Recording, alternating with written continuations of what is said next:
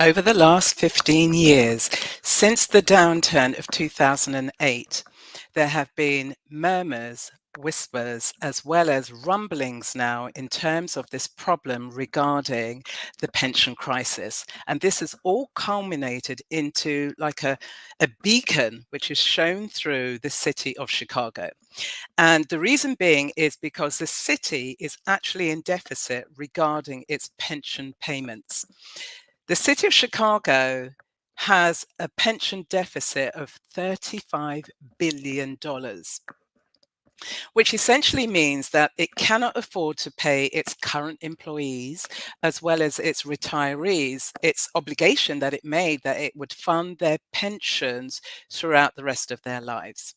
So in today's show, what I'm going to do is provide some context in terms of how did this deficit actually arise and what this means for other governments around the world, as well as indicating or asking the question with regards to, is AI a potential solution with regards to having these AI powered retirement tools?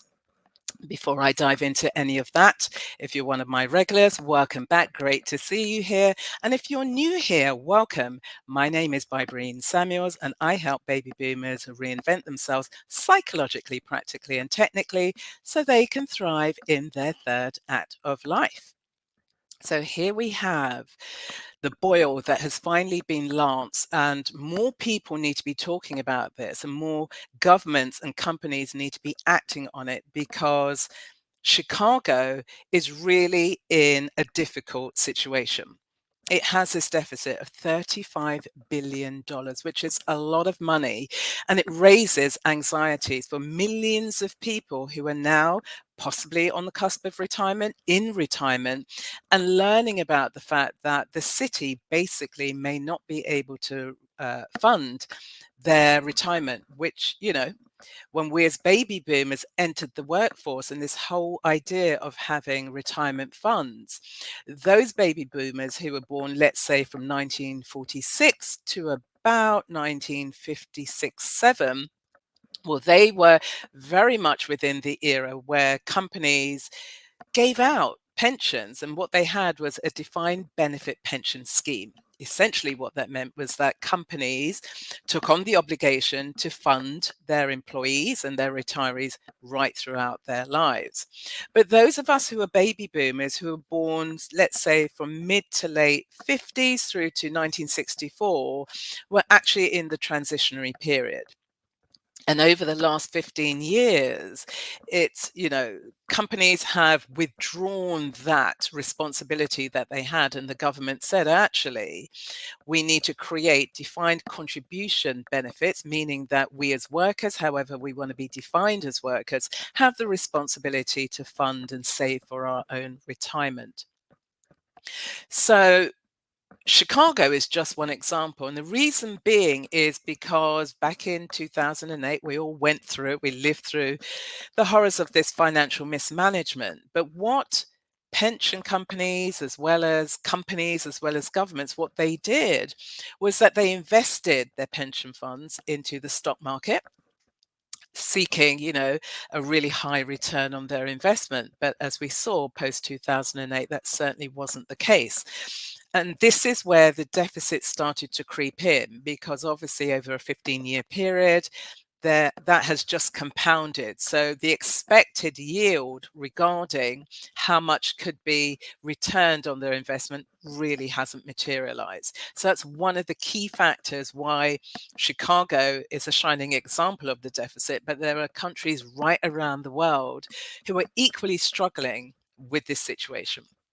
The second reason is because of high unemployment. And if there's high unemployment, it means that governments can't actually gather tax revenue, which would equally feed, the pension pots of their countries.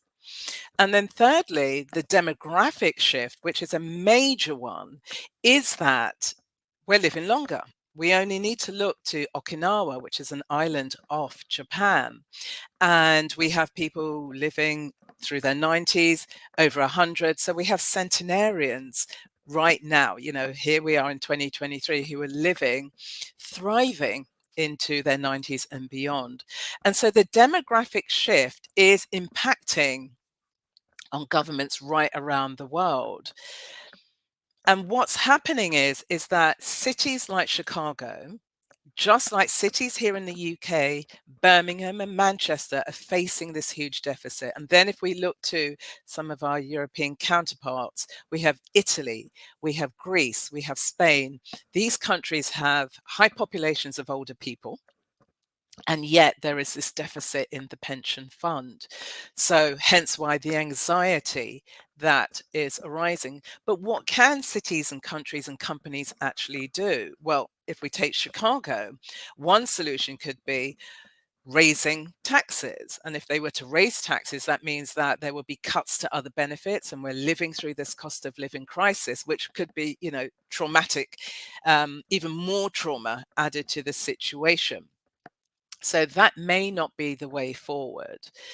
Or the more extreme end is for a country or a city, and this really is not advisable, but it's the extreme option, is that to declare themselves bankrupt. But if a city or a country were to do that, then essentially it would hamper their credit score. So just like us as individuals, countries and cities have credit scores.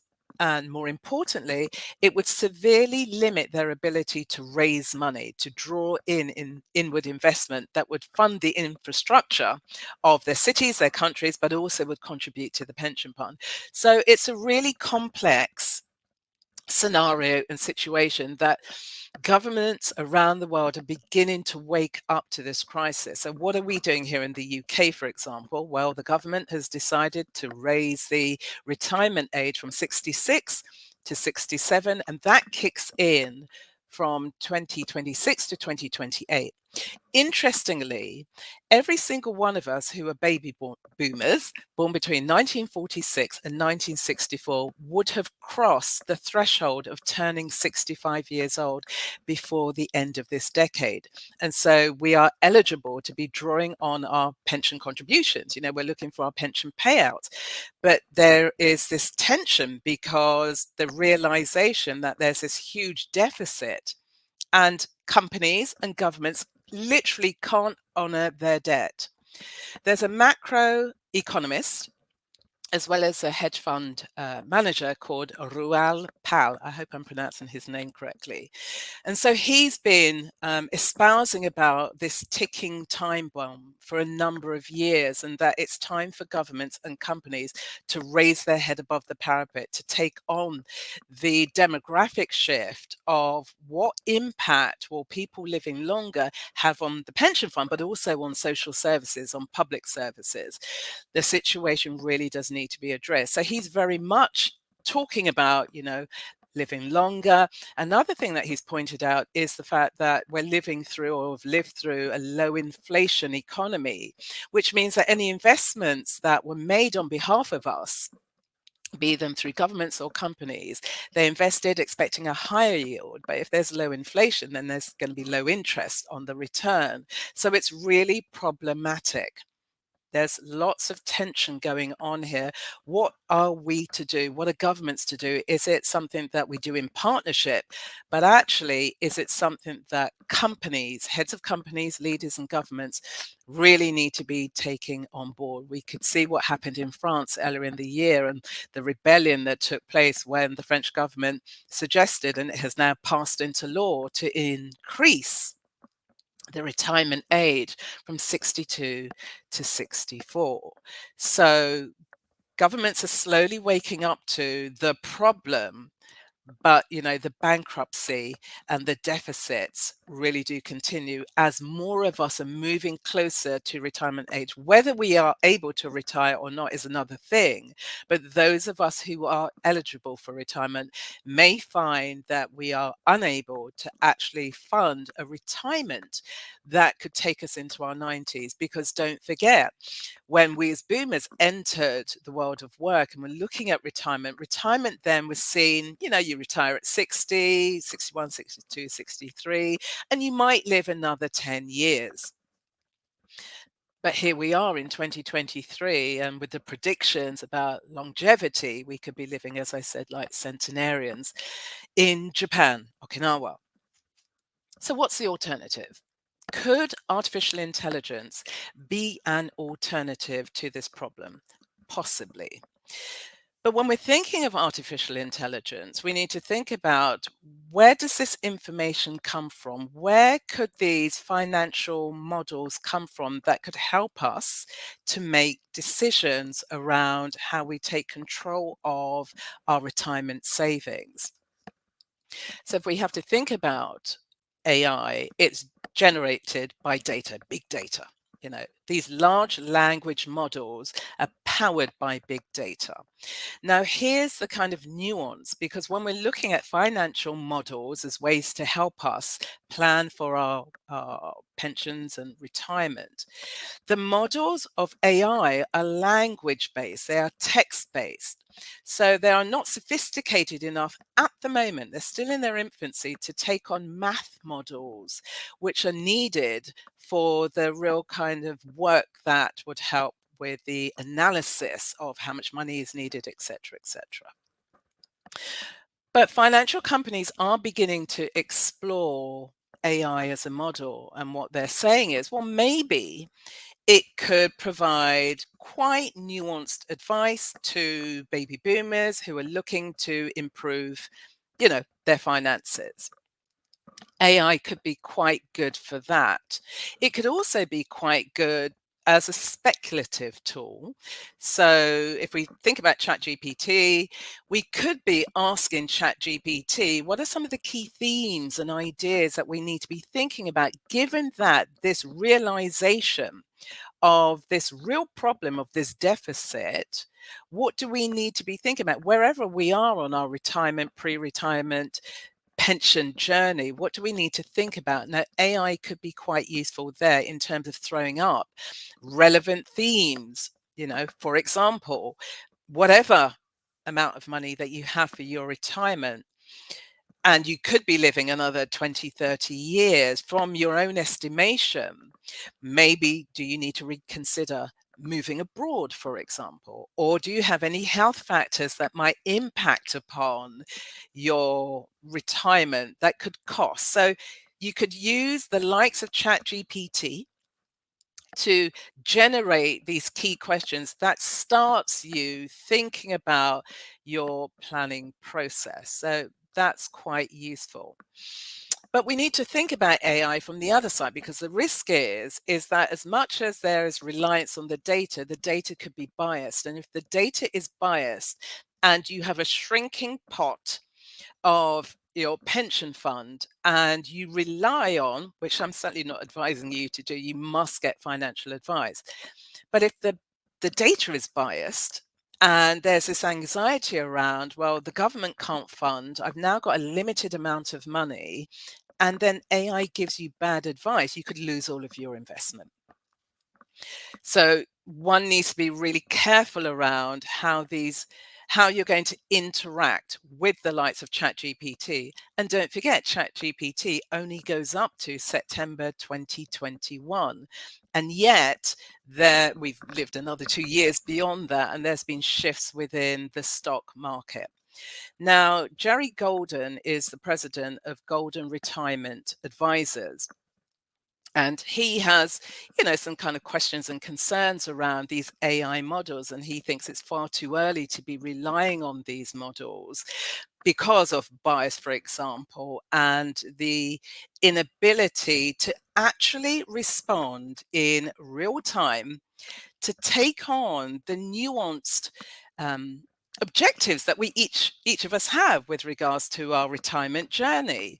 AI, what he is saying, isn't at the stage, it's not sophisticated enough to work with our objectives, our needs, our concerns, to really package a result that's going to be beneficial to us.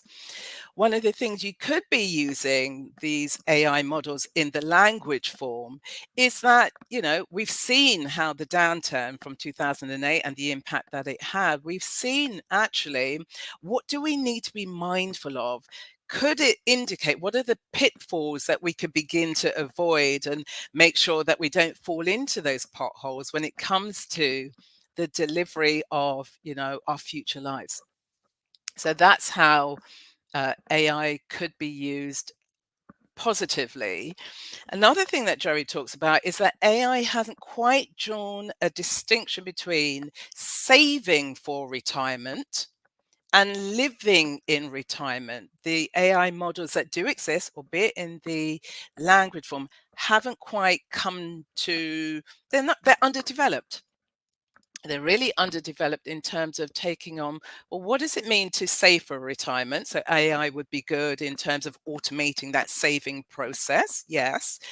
But that's the saving of the money. What happens during retirement? That could, it's like an elastic band. We just don't know when our time, on planet Earth will come to an end, and we can't quite predict for that. So they are some of the nuances around AI, the pension deficit, what you could begin to start paying attention to, but also contact your pension moderator or pension regulator. Get the advice that you need if you're working with a financial advisor who could be relying on AI as a co-pilot to try and help you extract what are the key themes and issues that you need to be paying attention to as you move through your retirement world. So that's what I wanted to bring to your attention today in terms of this boil that has been lanced, and governments need to be far more vocal about what is going to be happening, from an economic point of view, from a social policy point of view, from, our personal pension fund, what's going to happen as the tides keep turning. We're like shifting these tectonic plates in society, but it has a direct impact on every single one of us, not just as baby boomers. As I said, all of us by 2028, 2029 would have hit the age of 65. So those who are in a position to retire can. But we have to think of the subsequent generations. What's going to happen to Gen X? What's going to happen to millennials and Gen Zs and Gen Alphas, because there is this notion, as I've indicated already, that we will be living 100-year lives like the centenarians in Okinawa. So that's what I wanted to bring to your attention. Would love to hear what some of your ideas are and concerns. I would love to be in conversation with you around that. But it is something that, your government might be a little bit quiet on, but this is a real thing. Chicago is shining a light on where it all can go wrong, but also is giving us the heads up in terms of what each and every one of us needs to be doing. So that's it. I'd love you to subscribe and share this information with other wonderful baby boomers in your life. And please put your comments in the comment box below. And I look forward to seeing you here again at 3:30 next Sunday. Stay well and have a wonderful week. Bye-bye.